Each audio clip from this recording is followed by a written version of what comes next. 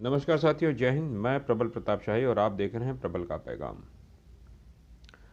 गणतंत्र दिवस की शुभकामनाएं आप लोगों को देते हुए अपनी बात को शुरुआत करूंगा। दिल आज दुखी है। जिस तरीके से लाठी चार्ज हुआ है उत्तर प्रदेश के इलाहाबाद यानी प्रयागराज में और पटना में छात्रों के ऊपर पुलिसिया दमन हुआ है, सरकार ने दमन किया है। हम 73 वर्ष हो गए हमको गणतंत्र बने हुए, यानी भारतीय गणराज्य, यानी जनता का राज। और आज की स्थिति यह है कि गण के ऊपर तंत्र भारी है। सरकार मोदी हो या योगी हो या नीतीश कुमार की बीजेपी के साथ सरकार हो, जैसे ही छात्र वहां रोजगार की बात कर रहा है उसके ऊपर लाठीचार्ज हो जा रहा है। रेलवे की भर्ती बोर्ड ने 3 साल से कोई भर्ती नहीं निकाली है, और भर्ती निकली है तो उसमें भी तमाम झमेले हैं। उसको लेकर छात्र काफी दिन से आंदोलित थे। उनका सब्र का बांध टूटा तो रेलवे ट्रैक पे पहुंच गए। उनको समझाने की चेष्टा की जगह पर, उनसे संवाद करने की चेष्टा की जगह पर सरकारों ने उनके ऊपर पुलिसिया कार्रवाई, दमन कार्रवाई की। किस तरीके से लॉजों में घुस घुस कर, हॉस्टल के लॉजों में घुस घुस कर बच्चों को पीटा गया, नौजवान छात्रों को पीटा गया। ये छात्र कौन है? ये छात्र गरीब परिवारों से, मध्यम वर्ग के, निचले मध्यम वर्ग के परिवारों से, मध्यम वर्गीय परिवारों से नौजवान आए हुए। ये वो छात्र हैं जो गांवों से निकलकर शहरों में आए हैं, क्योंकि गांवों में उनके पिता जो खेती करते हैं उसमें उनको मिनिमम सपोर्ट प्राइस MSP मिलती नहीं है। उससे उनकी खेती नुकसान में जा रही है। उनके पास कोई रोजी रोजगार का साधन नहीं है।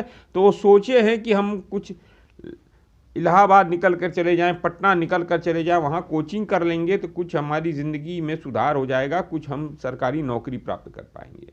और ये नौकरी ग्रुप D की है, चतुर्थ श्रेणी की नौकरी है, कोई बहुत बड़ी नौकरी नहीं है। ये छोटी नौकरी है, एक तरीके से छोटी नौकरी कहें, ग्रुप D की नौकरी। उस नौकरी प्राप्त करने के लिए नौजवान काफ़ी दिनों से स्ट्रगल कर रहे हैं। सरकार कहती, बड़े बड़े बिलबोर्ड्स लगाती है, बड़े बड़े विज्ञापन छापती है कि हम इतने लोगों को रोजगार दे रहे हैं। और छात्र जब रोजगार प्राप्त करने की बात करते हैं, मांग करते हैं, तो उनके ऊपर लाठियां चलाई जाती, डंडे मारे जाते, बंदूक के कुंडे से फाटक तोड़े जाते हैं। क्या, किस दिशा में हमारा देश जा रहा है? वो इसलिए हो रहा है क्योंकि रेलवे को का निजीकरण सरकार करने की चेष्टा में लगी हुई है। अडानी को कितने रेलवे स्टेशन और रेल बेच चुकी है, ये सब जग जाहिर है। ये कोई नई चीज मैं नहीं बता रहा हूं, ये सब पब्लिक डोमेन में है। तो निजीकरण में अगर सबसे बड़ा रोड़ा होंगे तो यही नौजवान होंगे, अगर इनको नौकरी मिल गई तो। इसलिए निजीकरण करने के लिए बहुत ही सहूलियत हो अडानी को, उस रेल को लेने में, लोगों को रोजगार देना से वंचित कर दो। और इन नौजवानों, इनको नौजवान चाहिए भारतीय जनता पार्टी को और RSS को, मोदी को, योगी को, जो उनकी दंगाई राजनीति में उनकी दंगाई सोच को आगे बढ़ाएं। जो वो कहें वो माने। वो कहें 70 सालों में कुछ नहीं हुआ, 75, वो कहें हाँ 75 सालों में कुछ नहीं, वो कहें कि भारत 2014 में आज़ाद हुआ, कहें 2014 में। ऐसी मानसिकता सोच के नौजवान चाहिए उन्हें। ऐसी सोच के नौजवान नहीं चाहिए जो इनको इतिहास की सही जानकारी दे, जो कहे ये सही है और ये गलत है, ये नहीं चाहिए उन्हें। वो लोग चाहिए जो देश में बंटवारा कर सके, देश में तोड़ फोड़ कर सके, ऐसे नौजवान चाहिए।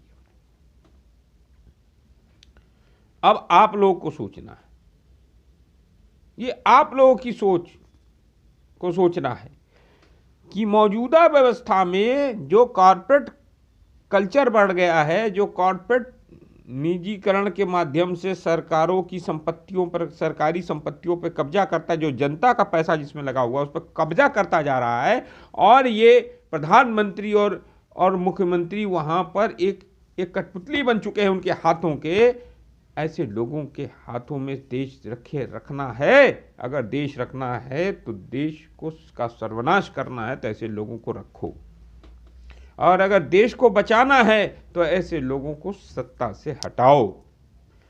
हमें अब सोशलिस्ट फॉर्म ऑफ गवर्नमेंट की जरूरत है, हमें अब मिक्स्ड इकोनॉमी की जरूरत है, हमें अब वेलफेयर स्टेट को मानने वाले लोगों की जरूरत है। हमें उनकी जरूरत नहीं है जो अंबानी अडानी के लिए कार्य करते हों, हमें उनके लिए जरूरत नहीं है जो वर्ल्ड बैंक WTO की नीतियों को भारत में लागू कराने की लड़ाई लड़ते हों। हमें उनकी ज़रूरत है जो इनकी आंखों में आके डालकर उनको लगाम कसें।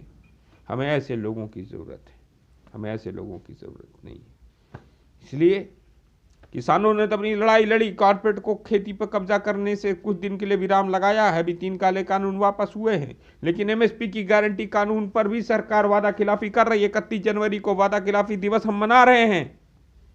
जगह जगह किसान तहसीलों पर, ब्लॉकों पर जाएंगे, आंदोलन करेंगे वादा खिलाफी के खिलाफ कि सरकार ने MSP की गारंटी कानून नहीं दिया, सरकारों ने जो जो वादा किया तो उससे मुकर गई है। इसलिए अब नौजवानों आपको इकट्ठा होना पड़ेगा, आपको धर्म और जाति के बंधन को तोड़कर एक छात्र और नौजवान की तरह सोचना होगा। तो भारत के भविष्य हो आप। मैं तो 40-41 साल का हो चुका, मैं तो राजनीति सेवा भाव में आ चुका हूँ, समाज सेवा में हूँ, लेकिन आपको आगे अपनी जीवन को देखना है। इसलिए मैं एक अपने अनुभव के आधार पर आप लोगों से आग्रह करूँगा कि जाति और धर्म की बेड़ियों को तोड़कर आगे बढ़ो, इस सत्ता से रोजगार मांगो, वेतन मांगो। तुम्हारे वोट से ये वेतन और पेंशन विधायक और सांसदों की तो हो रही है, लेकिन तुम्हारे वोट से बने हुए सांसद और विधायक और सरकारें तुम्हारे लिए वेतन, तुम्हारे रोजगार और पेंशन की व्यवस्था नहीं कर पा रही है। इसलिए मैं कहता हूं, सिंहासन खाली करो, जनता आती है। धन्यवाद साथियों, जय हिंद।